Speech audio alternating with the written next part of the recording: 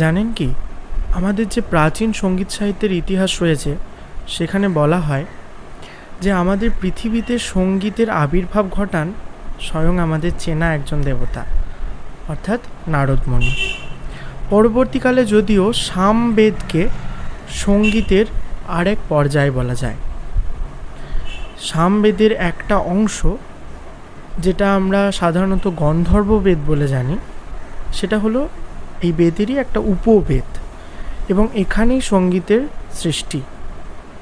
পরবর্তীকালে ভরতের নাট্যশাস্ত্রে এর আরেকটা দিক ফুটে ওঠে। রাগ খড় হরপ্রিয়ার 7টা সুরই সামবেদে বর্ণিত আছে, এবং এছাড়াও বিভিন্ন জায়গার এর গুরু শিষ্য ট্র্যাডিশনে সঙ্গীতের প্রচার হতেও দেখা যায়।